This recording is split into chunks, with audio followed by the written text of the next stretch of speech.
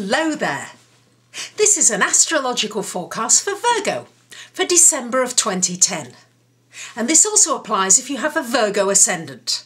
So my dear Virgos, yes, I know there's a lot going on with your finances for many of you. Many of you are feeling very restricted, as though you can't do the things you want to do. You're feeling very nervous, very worried about your finances. You're not sure what the future holds. Maybe your work has ended. Maybe you've not got a new contract, or you're worried about your work situation. This really is quite ongoing for many of you with Saturn transiting this second house of finance. Now, I have a colleague who also has this Saturn in her second house. And what she's done now, she's decided, well, you know what? I've been putting it off for such a long time. I've just been made redundant. I'm going to start my own business. And she makes things. Virgos are very often good with their hands and making things, and she makes some very beautiful things, and she's got her own website and she's promoting herself and marketing herself, and she's starting to sell. She's already starting to see a little bit of money coming in, not a great deal. It's hard work and she's working very hard, because we know you Virgos work extremely hard, but she's not allowed herself to get too down about the situation. She's trying to be proactive and come up with different ideas of things that she can do. And Virgos, you are good at coming up with different ideas. Now, I have to alert you that Mercury, your ruler, is going retrograde this month between the 10th and the 29th of the month.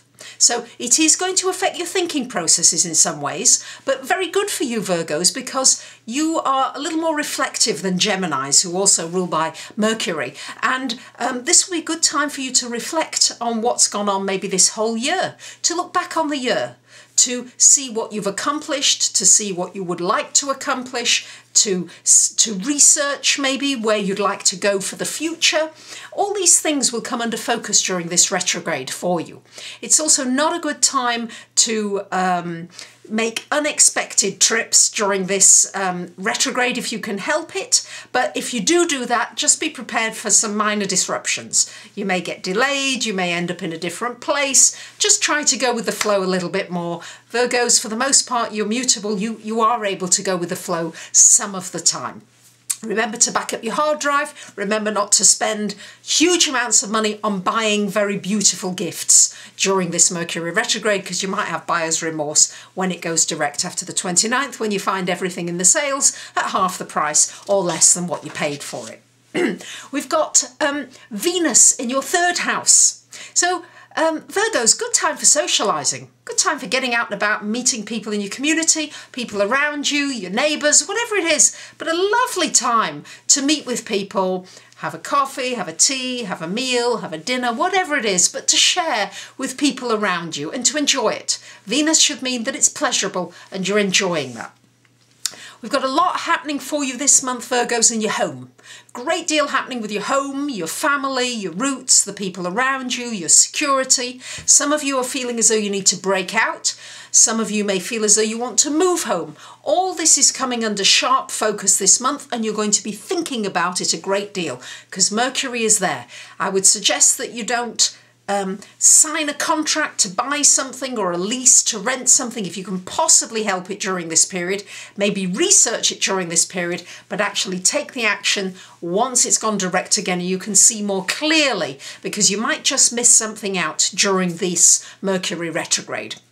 So we've got Mars in this house as well. Watch out for any maybe arguments with friends and family around you. Tempers might fray a little, but we've got Mercury there, so you should be able to talk about things as well. And the Sun there, it's a time to shine a light on your family, on your home, or just how you've been living, how you feel about your living space. Are there changes you need to make to enhance it, to make you feel better? And Mars there, it's time to put the energy into doing them. You should have energy to be able to do that. You might be renovating or repairing or painting as well and doing something up.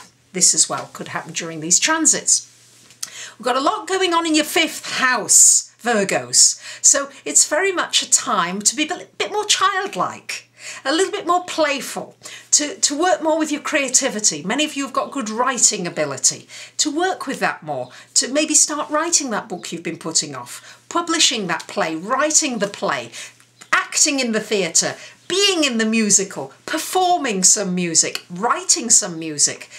knitting something, making something, anything that's very creative that you enjoy, you really should do this month and start doing this month and make a point of continuing it, because you'll have the energy to do it, you'll have the understanding to do it, you might want to learn something new that you've always thought you'd enjoy. All this would come under these transits this month. Neptune in the 6th, as I said, many of you have been losing jobs, losing work, feeling as though you're being put on in work, as though you've got much too much to do, you're not getting paid really what you should be being paid. All these things going on, a lot of sacrifices being made in the workplace, and a lot of your energy being put in the work, and somehow it's just not really being noticed or appreciated. That is the backdrop that's going on for many of you Virgos. Jupiter-Uranus in the 7th house, very possible a new relationship comes in. Could be a mentor, could be somebody that you look up to, could be somebody you could learn from, or you may learn from each other. It could be a romance. It's likely to be a romance that's a quick, flared-up romance that may just as quickly disappear after the holidays are over, but nonetheless something that you can enjoy and benefit from. So there you have it, my dear Virgos. It's a mixed month. Your finances, I know, worrying a little, but enjoy the socialising, enjoy your home, and certainly enjoy some creative endeavours. That's going to bring you a lot of pleasure this month. So I wish you a wonderful month. For those of you that would like maybe a forecast for 2011, you might want to have a reading for this year coming, or you might want to buy somebody else a reading as a gift for the holiday seasons, or you might want to ask me a question about 2011, what it holds in store for you.